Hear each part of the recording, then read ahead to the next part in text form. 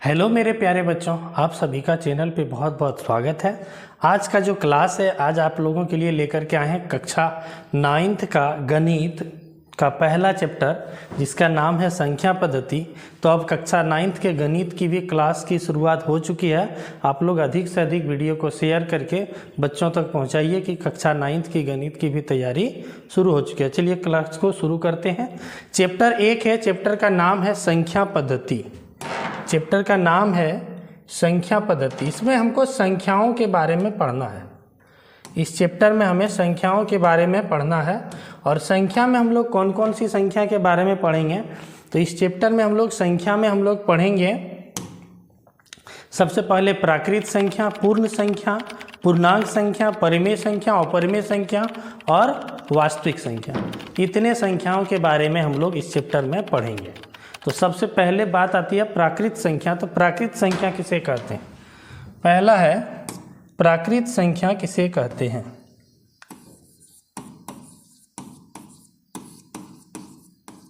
तो सभी लोग कक्षा 6 से ही पढ़ते हुए आए हैं। प्राकृत संख्या, गिनती की संख्या को प्राकृत संख्या कहते हैं। जो भी हम लोग गिनती करते हैं, गिनती की संख्या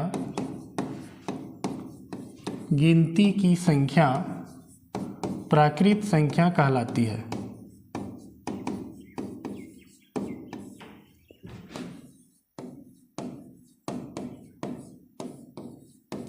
तो जब हम लोग गिनती करते हैं, गिनती कहाँ से शुरू करते हैं? किसी भी चीज़ की गिनती अगर हम शुरू करते हैं, जैसे क्लासरूम में बच्चे बैठे हैं, कितने बच्चे बैठे हैं, तो गिनती हम लोग शुरू करते हैं। कहाँ से करते हैं? 1 से करते हैं। 1 2 3 4 5 6 7 8। अब गिनती का कोई अंत ही नहीं है, आप गिनते जाइए, जहाँ कहीं इसका अंत नहीं है, तो यही क्या कहलाती है? प्राकृत संख्या। तो फॉर एग्जाम्पल के लिए अगर प्राकृत संख्या कहा जाए तो 1 से शुरू होती है, 1 2 3 4 5 6, अब ये चलते रहेगा। तो इसमें बात आती है कि सबसे छोटी प्राकृत संख्या। तो प्राकृत संख्या गिनती की शुरुआत 1 से होती है, तो सबसे छोटी प्राकृत संख्या 1। और सबसे बड़ी प्राकृत संख्या अगर पूछे तो इसका कोई अंत ही नहीं है, आप गिनते जाइए, इसका कोई अंत नहीं, यानी इसका हो जाएगा जवाब अनंत। सबसे बड़ी प्राकृत संख्या अनंत, सबसे छोटी प्राकृत संख्या 1। दूसरा संख्या के बारे में हमको पढ़ना है इस चैप्टर में, वो है पूर्ण संख्या। पूर्ण संख्या, पूर्ण संख्या क्या होती है कि प्राकृत संख्या के समूह में अगर यहाँ पे अगर 0 लग जाएगा तो ये समूह जो बनेगा ये क्या कहलाएगी? पूर्ण संख्या। तो इसका डेफिनेशन हो जाएगा, प्राकृत संख्याओं के समूह में, प्राकृत संख्याओं के समूह में शून्य के मिल जाने से जो संख्या समूह बनती है, जो संख्या समूह बनती है उसे पूर्ण संख्या कहते हैं। समझ लीजिए, प्राकृत संख्या है 1 2 3 4 5, ये चलते जाएगा। इसमें केवल आप किसको मिला दीजिए? शून्य को। तो प्राकृत संख्याओं के समूह में शून्य के मिल जाने से जो समूह तैयार हो गया संख्या का, यही क्या कहलाती है? पूर्ण संख्या कहलाती है। यानी पूर्ण संख्या की अगर गिनती कहा जाए कहाँ से शुरू होती है, तो 0 से शुरू होती है। तो सबसे छोटी पूर्ण संख्या 0 और सबसे बड़ी पूर्ण संख्या पूछे तो इसका भी कोई अंत नहीं है। तब यहाँ क्वेश्चन पूछेगा कि क्या सभी प्राकृत संख्या, ध्यान से सुनिएगा, क्या सभी प्राकृत संख्या पूर्ण संख्या है? यानी जितना भी ये प्राकृत संख्या आपको दिख रहा है, सब का सब पूर्ण संख्या है? तो बिल्कुल है। देखिए, जो प्राकृत संख्या 1 2 3 4 5 6 है, वो सब पूर्ण संख्या भी है। तो जितना भी प्राकृत संख्या है, सब क्या है? पूर्ण संख्या होती है। और जितना भी पूर्ण संख्या सब प्राकृत संख्या होती है।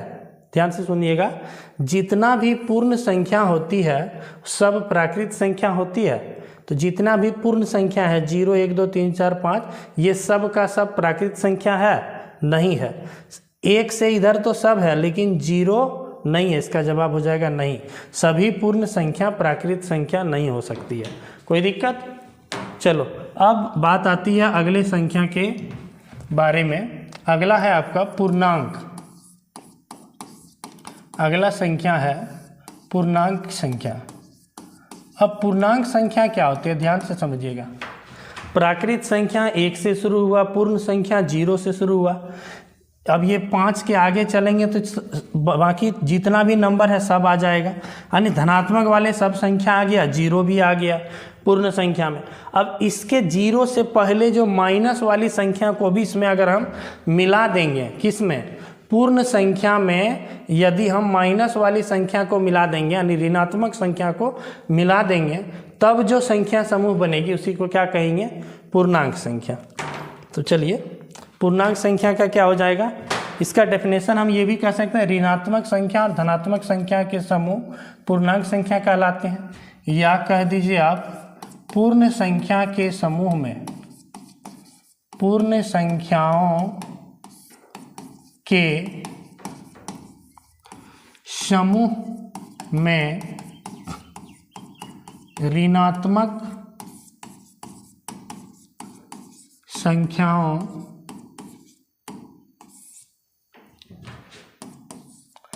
के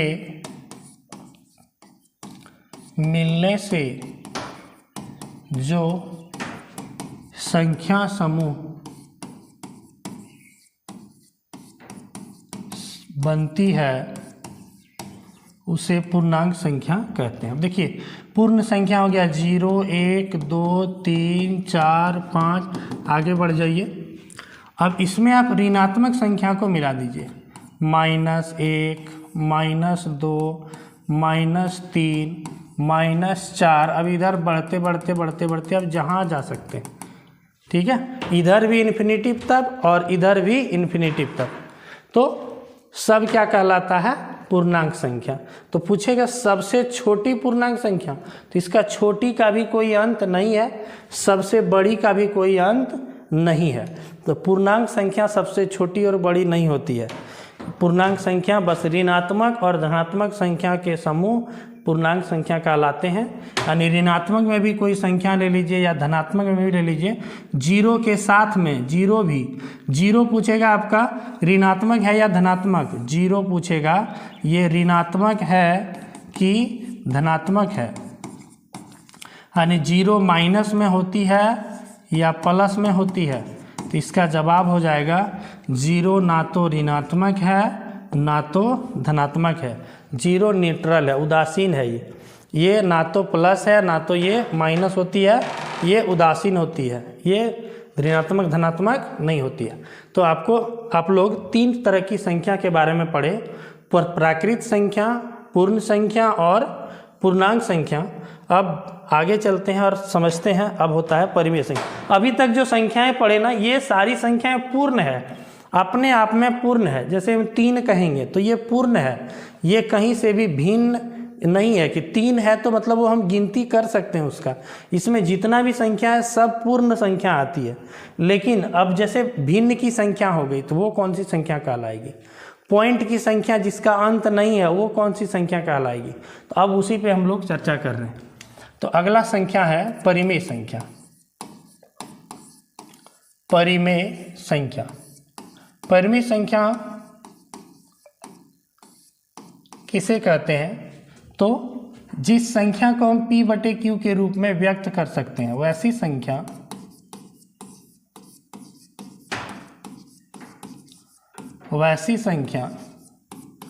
जिसे p/q के रूप में व्यक्त कर सकते हैं, जहां p और q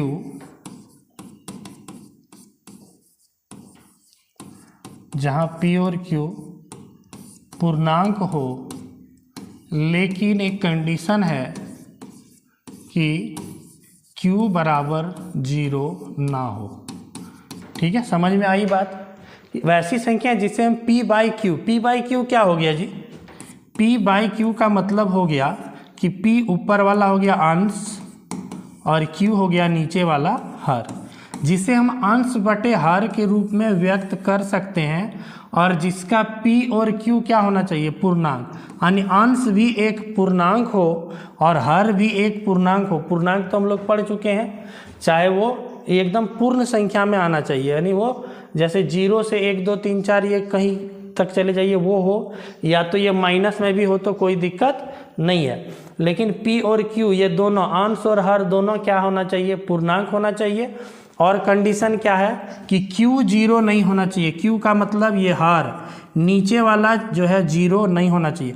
आपसे बोलेगा 5/0 क्या ये परिमेय संख्या है? बोलेंगे नहीं है, क्योंकि इसका q क्या है? 0 है। अगर ये 0/5 पूछेगा क्या ये परिमेय संख्या? बोलेंगे हाँ है। क्यों? p और q ये दोनों क्या है? पूर्णांक है। 0 भी एक पूर्णांक है, 5 भी एक पूर्णांक है। q 0 नहीं होना चाहिए तो 5 0 नहीं है, तो इस तरह से 0/5 हमारा परिमेय संख्या कहलाएगा, लेकिन 5/0 परिमेय संख्या नहीं कहलाएगा। तो कोई भी संख्या आप ले लीजिए जो p बटे q के रूप में हो और p और q क्या होना चाहिए? पूर्णांक होना चाहिए, तो उसे हम परिमेय संख्या कहेंगे। फॉर एग्जाम्पल के लिए जैसे ले लीजिए 2/3, 6/7, 9/11, 7/5, 0/1, ये भी एक परिमेय संख्या है। क्यों? क्योंकि 0 और 1 दोनों पूर्णांक है और नीचे वाला q जो है 0 नहीं होना चाहिए, तो q 1 है, 0 नहीं है, इसीलिए ये क्या कहलाएगी? परिमेय संख्या कहलाएगी। तो इस तरह से परिमेय संख्या आप लोग उम्मीद करते हैं ये समझ में आ गया होगा। अब एग्जाम में पूछ देता है पाई परिमेय है कि अपरिमेय है? पाई परिमेय है कि अपरिमेय है? तो जवाब आएगा पाई अपरिमेय है। बोलेंगे सर पाई अपरिमेय क्यों है? आप तो सिखाए थे मेंसुरेशन में पाई का मान 22/7 होता है, तो ये 22/7 तो p बटे q के रूप में है। p भी पूर्णांक है, q भी पूर्णांक है, q 0 नहीं है, तो ये परिमेय संख्या होगी। हाँ बाबू, 22/7 जब हम बोलेंगे ना तो 22/7 को आप परिमेय कहेंगे, इसको परिमेय कहेंगे। लेकिन जहाँ पाई की बात आएगी तो पाई को अपरिमेय कहेंगे। क्यों? ऐसा क्यों? क्योंकि पाई का जो है ना एक्यूरेट वैल्यू 22/7 नहीं होता है, यानी बोलेगा पाई का एकदम एग्जैक्ट वैल्यू 22/7 होता है, वो नहीं होता है। ये एक अनुमानित मान हम लोग मान लिए हैं कि पाई का मान 22/7 है। इसका जो वैल्यू होता है दशमलव में लेते हैं 3.14, ऐसे ही इसका मान 3.1428 ... चलते गया है, इसका कहीं अंत ही नहीं हुआ, अभी भी इसका भाग चलते रहा है, इसका कहीं अंत है ही नहीं। इसीलिए हम लोग पाई को अपरिमेय संख्या कहते हैं, पाई को परिमेय संख्या नहीं कहेंगे। 22/7 को परिमेय कहेंगे, लेकिन पाई को अपरिमेय ही कहेंगे। उम्मीद करते हैं ये समझ में आ गया। अब चलते हैं, अगला जो संख्या पढ़ना है आपको इस चैप्टर में वो है अपरिमेय संख्या। अपरिमेय संख्या, अपरिमेय संख्या किसे कहते हैं? तो जस्ट परिमेय का उल्टा वैसी संख्या जिसे हम p बटे q के रूप में व्यक्त नहीं कर सकते, वैसी संख्या जिसे p बाई q के रूप में व्यक्त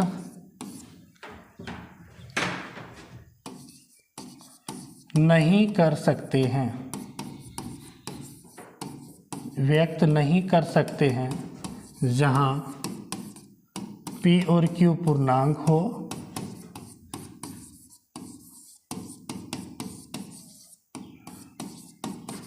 लेकिन इसमें भी वही कंडीशन है कि q बराबर 0 नहीं होना चाहिए। q बराबर 0 नहीं होना चाहिए। q बराबर अगर किसी भी संख्या में अगर हम 0 कर देते हैं ना तो इसका मान हो जाता है अपरिभाषित, इन्फिनिटिव, ठीक है ना।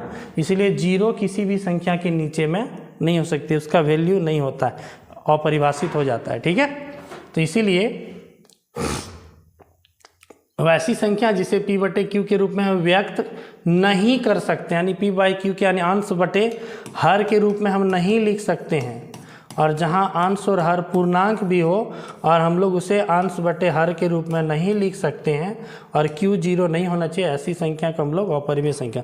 अपरिमेय संख्या सीधा सीधा समझिए, जितना भी आपका भिन्न वाली संख्या है सब परिमेय संख्या कहलाती है। अपरिमेय संख्या कौन है? तो अपरिमेय संख्या है हमारा जितना भी रूट वाली संख्या जिसका वर्गमूल पूर्ण रूप से नहीं निकलता है, √2, √3, √5, √7, ये सब अपरिमेय संख्या। इसका जब भी हम वर्गमूल जब हम निकालेंगे ना तो इसका दशमलव में आएगा, ऐसा आएगा जैसे इसका कहीं अंत ही नहीं है, जैसे √2 का 1.414 ऐसे देते जाएंगे भाग, इसका कहीं अंत ही नहीं होगा और कहीं भी ये एक ही चीज़ नहीं दोहराएगा, मतलब हर बार बदल बदल के नंबर आएंगे, तो इसको हम लोग कहेंगे अपरिमेय संख्या। अब देखिए अगर ये चलते रहेगा कहीं इसका अंत ही नहीं है तो इसको हम p/q के रूप में कैसे लिखेंगे? नहीं लिख सकते हैं, तो इसीलिए ये क्या कहलाती है? अपरिमेय संख्या। तो रूट वाली संख्या जिसका पूर्ण रूप से वर्गमूल नहीं निकलता है तो वो हमारा अपरिमेय संख्या कहलाती है। अब बोलेंगे सर क्या √4 अपरिमेय संख्या है? बोलेंगे नहीं, √4 का पूर्ण रूप से वर्गमूल निकलता है, इसका वर्गमूल होता है 2, तो 2/1, तो ये परिमेय संख्या कहलाएगी, 9 की अपरिमेय संख्या। ठीक है, उम्मीद करते हैं आप लोग जो है प्राकृत संख्या, पूर्ण संख्या, पूर्णांक संख्या, परिमेय संख्या और अपरिमेय संख्या अच्छी तरह से समझ गए होंगे।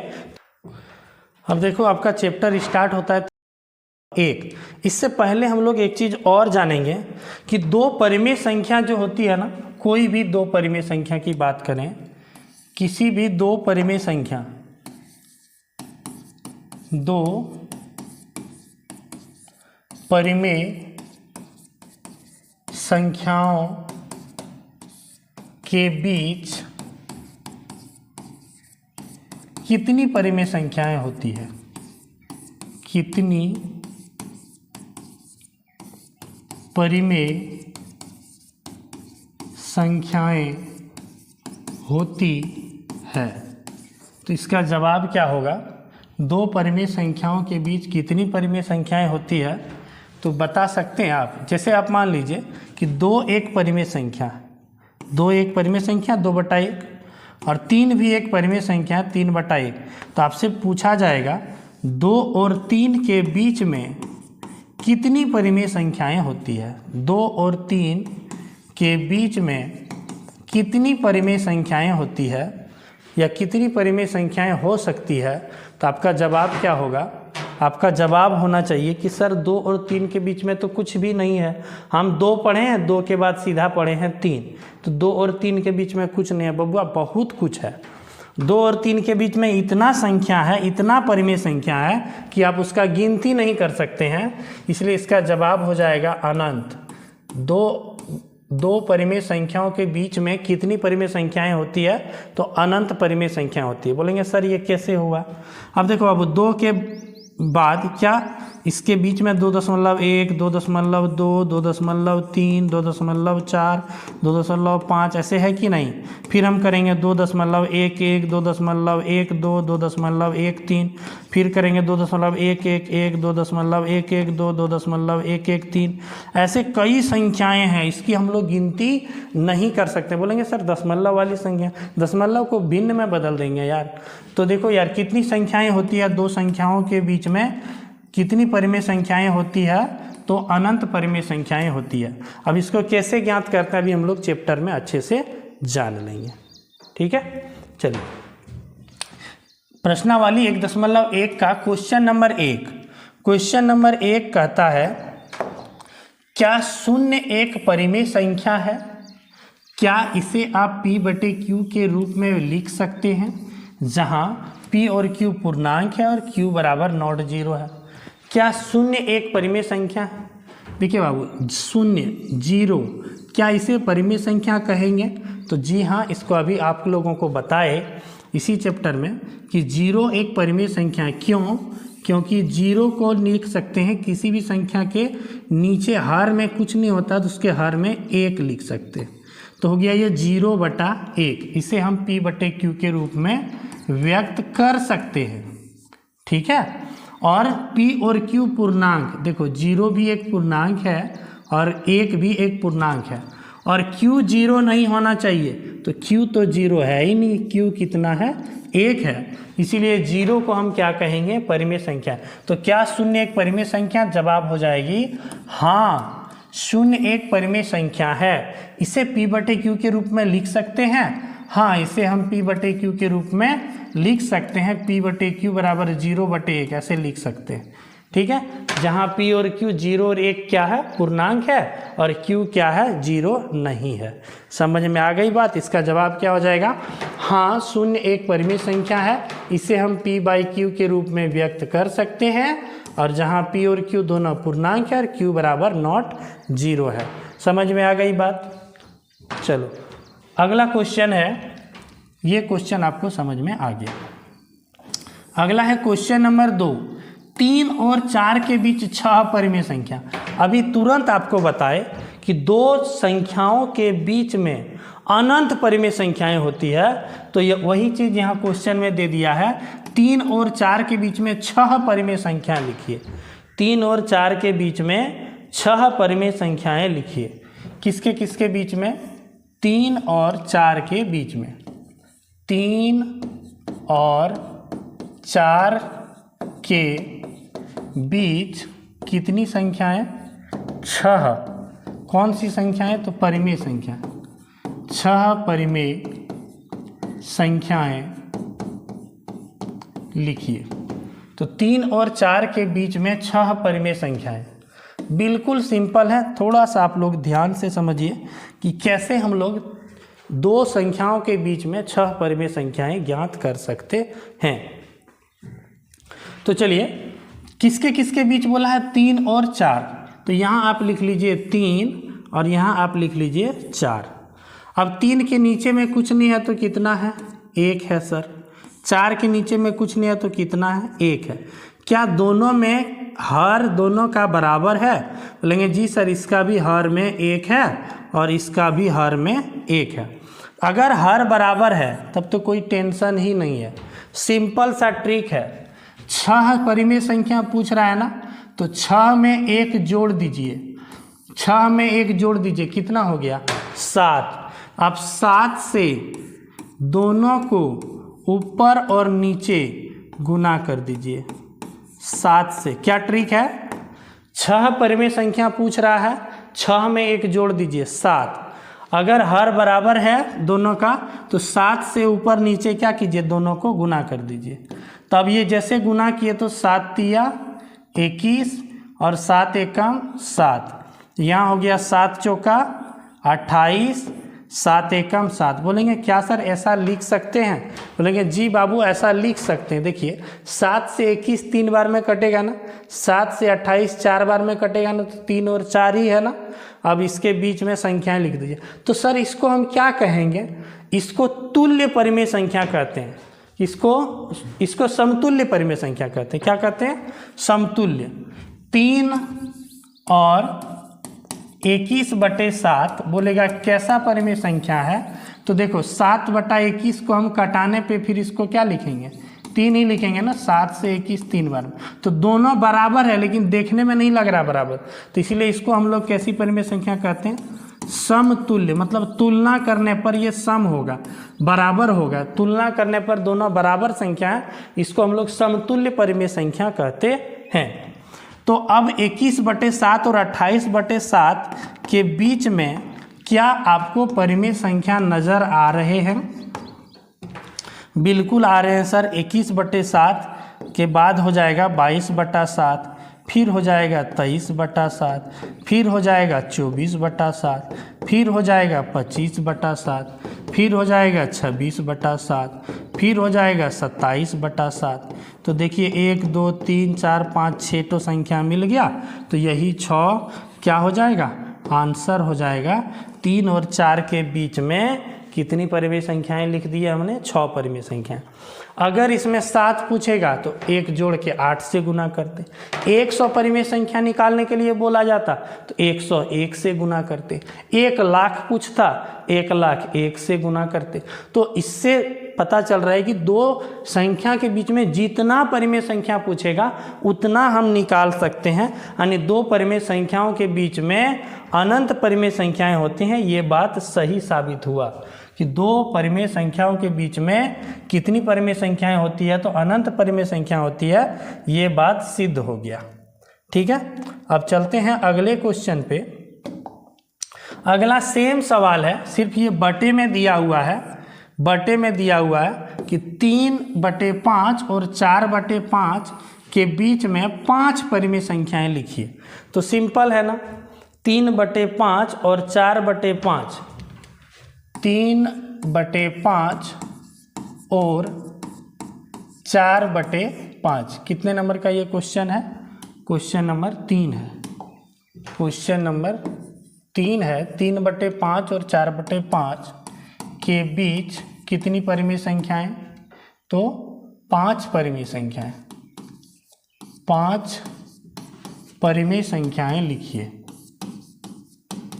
5 परिमेय संख्याएं लिखिए।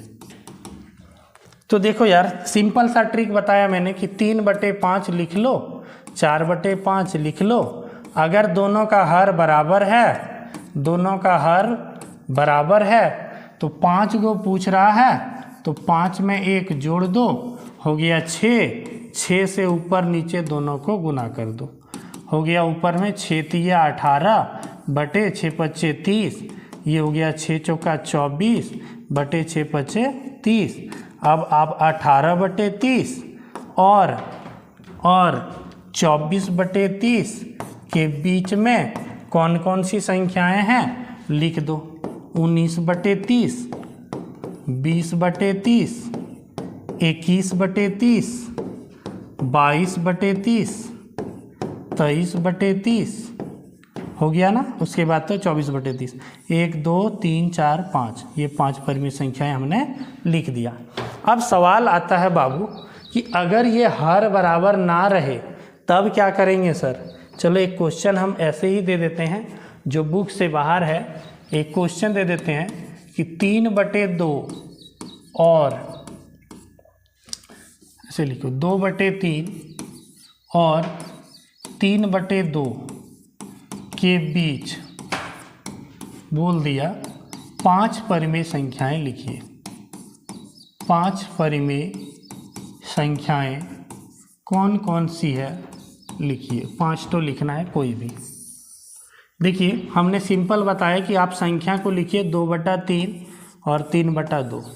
अगर दोनों का हर बराबर है तो आप गुना कीजिए सबसे पहले, कि अगर ये 5 है तो इसमें 1 जोड़ के 6 से गुना कीजिए। लेकिन यहाँ हम देख रहे हैं इसका हर में 3 है, इसका हर में 2 है, दोनों का हर बराबर नहीं है, तब कैसे बनाएंगे? तो चलो सीखिए, आराम से देखिए कि कैसे बनेगा।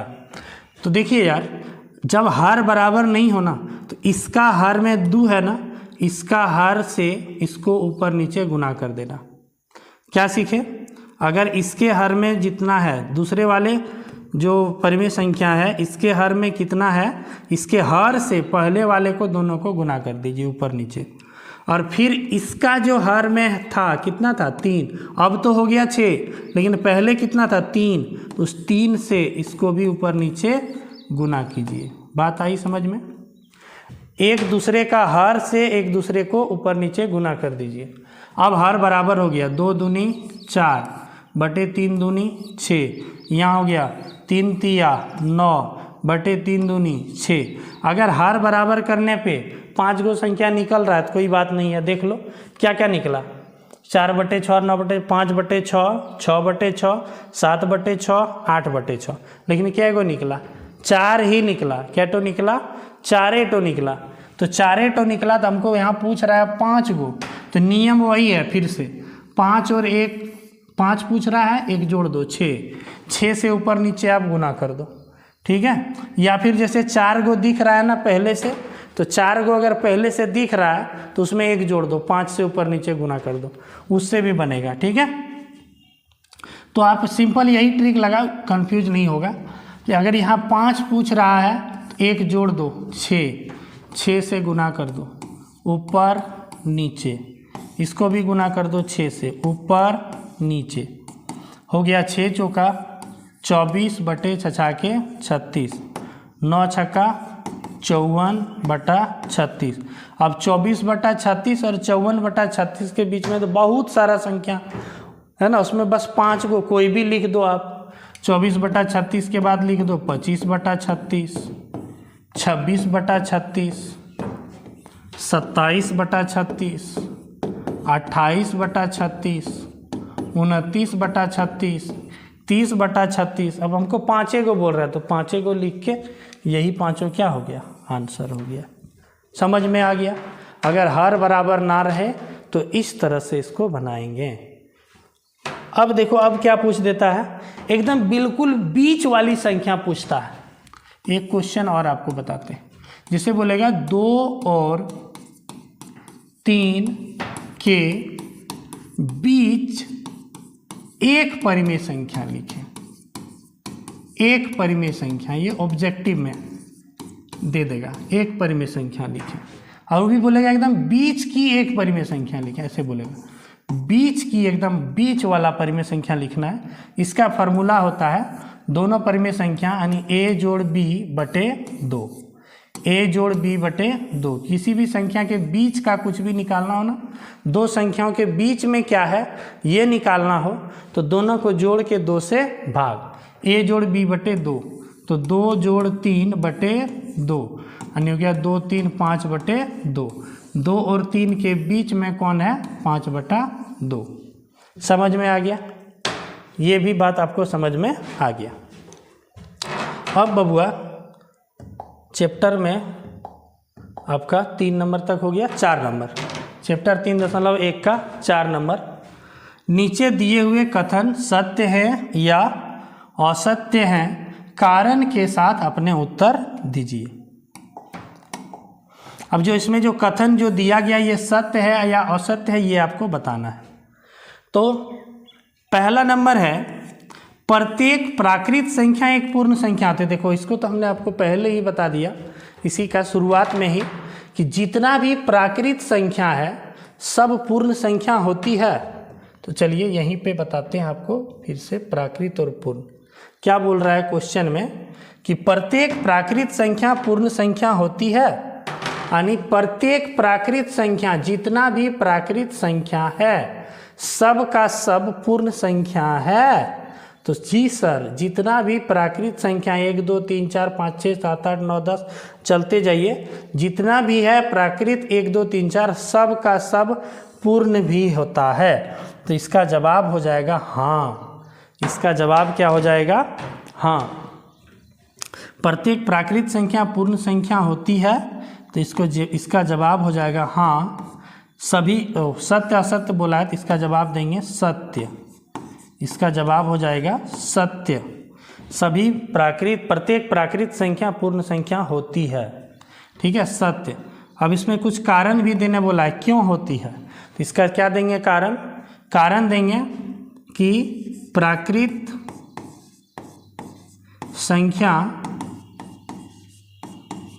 संख्याएं 1 2 3 4 ... सभी पूर्ण संख्या है, सभी पूर्ण संख्याएं है, ठीक है। कोई दिक्कत, ये बात सही बोल रहे हैं ना, जितना भी प्राकृत संख्या 1 2 3 4 सब का सब क्या पूर्ण भी है, ठीक है। तो प्राकृत जितना है सब पूर्ण है, तो जवाब हो गया सत्य। अब बोल रहा है प्रत्येक पूर्णांक एक पूर्ण संख्या होती है, यानी जितना भी पूर्णांक है, पूर्णांक मतलब क्या, प्लस वाला भी और माइनस वाला भी, तो जितना भी पूर्णांक है सब का सब क्या बोल रहा है कि पूर्ण संख्या होती है। ध्यान से समझो, जितना भी पूर्णांक है, पूर्णांक में माइनस वाला भी आ जाएगा, पूर्णांक में माइनस वाला भी आ जाएगा, -2 -1 0 1 2 3 4 ... इधर पीछे भी बढ़ते जाएगा। तो जितना भी पूर्णांक संख्या है, प्रत्येक पूर्णांक संख्या पूर्ण संख्या होती है। तो क्या जितना भी पूर्णांक संख्या है सब पूर्ण संख्या है, नहीं है। बोलेंगे सर यहाँ से इधर तो सब पूर्ण संख्या है, 0 से आगे जाएंगे सब पूर्ण संख्या, लेकिन माइनस वाली संख्या को पूर्ण संख्या थोड़ी ना कहेंगे। तो इसका जवाब क्या हो जाएगा? असत्य। प्रत्येक पूर्णांक संख्या पूर्ण संख्या होती है, यानी जितना भी पूर्णांक है सब पूर्ण होती है। तो जवाब होगा नहीं होती है। सब पूर्ण है? नहीं है। कौन नहीं है? -1, -2, यानी माइनस वाली कोई संख्या पूर्ण संख्या नहीं होती है। पूर्ण संख्या 0 से शुरू होकर आगे बढ़ते जाती है। ठीक है, तो इसका जवाब क्या हो जाएगा? असत्य। 2 नंबर का जवाब देंगे असत्य। असत्य। कारण में क्या देंगे कि ऋणात्मक संख्याएं पूर्ण संख्याएं नहीं होती है, बस यही दे दो। ऋणात्मक वाली संख्या या ऋणात्मक संख्याएं पूर्णांक होती है। ऋणात्मक संख्याएं पूर्णांक होती है लेकिन पूर्ण नहीं होती है। लेकिन पूर्ण संख्या नहीं होती है। सिंपल सा तो है। ठीक है जी, औसत है क्योंकि ऋणात्मक संख्याएं पूर्णांक संख्या होती है लेकिन वो पूर्ण संख्या नहीं होती है। अब अगला क्वेश्चन नंबर 3, प्रत्येक परिमेय संख्या एक पूर्ण संख्या होती है, यानी जितना भी परिमेय संख्या है सब का सब पूर्ण संख्या है। सही बात बोल रहा है कि गलत? आइए कुछ परिमेय संख्याएं लेते हैं। देखो उदाहरण के लिए एक हमारा परिमेय संख्या है, एक परिमेय संख्या है, एक परिमेय भी है और पूर्ण भी है। ठीक बात है। 0 भी परिमेय संख्या है, 0 भी परिमेय संख्या भी है और पूर्ण संख्या भी है। 2 परिमेय संख्या और पूर्ण संख्या भी है। अब हम लेते हैं 2/3 P/Q के रूप में, यानी ये परिमेय संख्या है, लेकिन क्या ये पूर्ण संख्या है? नहीं है। पूर्ण संख्या मतलब एकदम पूर्ण होना चाहिए अपने आप में। ये भिन्न वाली संख्या को हम पूर्ण संख्या नहीं कहते। भिन्न वाली संख्या ये परिमेय संख्या कहलाती है। पूर्ण का मतलब कहीं से भी टुकड़ा उकड़ा नहीं होना चाहिए। 2/3 का मतलब 2 का 3 टुकड़ा होगा, यानी पूरा पूरी करके नहीं बटेगा। तो इसीलिए ये क्या होगा? ये पूर्ण संख्या नहीं कहलाएगी। 2/3 पूर्ण संख्या नहीं कहलाएगी। तो जितना भी परिमेय संख्या सब पूर्ण संख्या है। गलत बोल रहा है ना? सब परिमेय संख्या पूर्ण संख्या नहीं हो सकती है। उदाहरण के लिए हम ले लिए 2/3 जो परिमेय संख्या है लेकिन ये पूर्ण संख्या नहीं है। इसका भी जवाब क्या हो जाएगा? असत्य। इसका भी जवाब 3 नंबर का जवाब हो जाएगा असत्य। क्यों? तो इसका जवाब देंगे उदाहरण के लिए, ऐसे दे दो कारण में। उदाहरण के लिए 2/3 परिमेय संख्या है, सभी को पता है। 2/3 क्या है? परिमेय संख्या है। परिमेय संख्या है लेकिन 2/3 पूर्ण है क्या? नहीं है। लिखेंगे लेकिन पूर्ण संख्या नहीं है। समझ में आ गया? ये चैप्टर ख़त्म हो गया।